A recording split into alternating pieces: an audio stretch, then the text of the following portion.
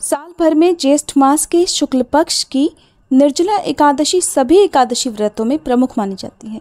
ये सबसे कठिन व्रत होता है क्योंकि इसमें अन्न के साथ साथ जल का भी त्याग करना होता है और इस पूरे व्रत के दौरान चाहे कितनी भी प्यास क्यों न लगे, जल की एक बूंद भी ग्रहण नहीं की जाती।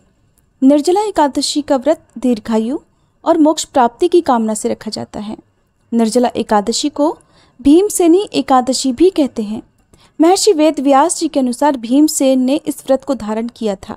इस व्रत में एकादशी के सूर्योदय से द्वादशी के सूर्योदय तक जल न पीने का विधान होने के कारण इसे निर्जला एकादशी कहा जाता है और इस व्रत से अन्य एकादशियों पर अन्न खाने का दोष मिट जाता है और साल भर की सभी एकादशियों के पुण्य का लाभ भी मिलता है। पौराणिक कथा के अनुसार मोक्ष प्राप्ति की कामना से महाभारत के सबसे बलशाली योद्धा भीम ने भी इस व्रत को रखा था। 10,000 हाथियों के समान ताकत रखने वाले भीम बहुत ताकतवर थे, लेकिन उनसे भूख बर्दाश्त नहीं होती थी।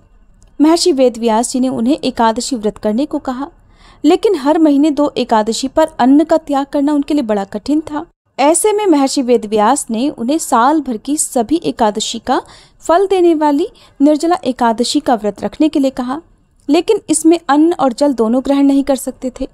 तब भीम ने साल में सभी एकादशी व्रत की अपेक्षा निर्जला एकादशी व्रत करने का विचार किया, जिसके प्रताप से उनके सारे पाप मिट गए, सभी प्रकार के सुखों की प्राप्ति हुई। तभी से इस व्रत को भीमसेनी एकादशी कहा जाता है।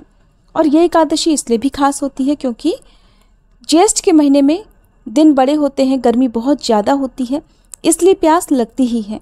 ऐसे में खुद को वश में रखना और पानी ना पीना एक कठिन तपस्या करने के समान है। इस दिन उपवास करने से धन धान्य, पुत्र और आरोग्यता के साथ ही उम्र भी बढ़ती है।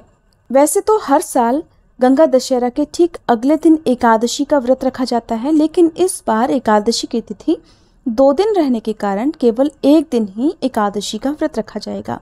समस्त स्मार्त परिवारजन या फिर मोक्ष प्राप्ति की इच्छा रखने वाले भक्त या फिर सभी वैष्णव जन केवल एक ही दिन एकादशी का उपवास रखेंगे। इस बार 16 जून रविवार के दिन गंगा दशहरा है और एकादशी तिथि की शुरुआत होगी 17 जून सोमवार को सुबह 4:44 से, जिसकी समाप्ति होगी 18 जून मंगलवार की सुबह 6:25 पर।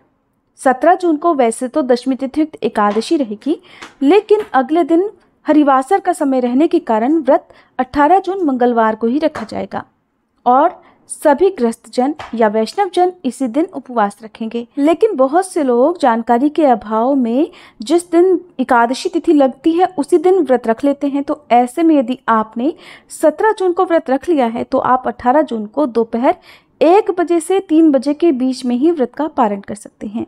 इससे पहले आप अन्न या जल किसी भी चीज का सेवन नहीं कर सकते।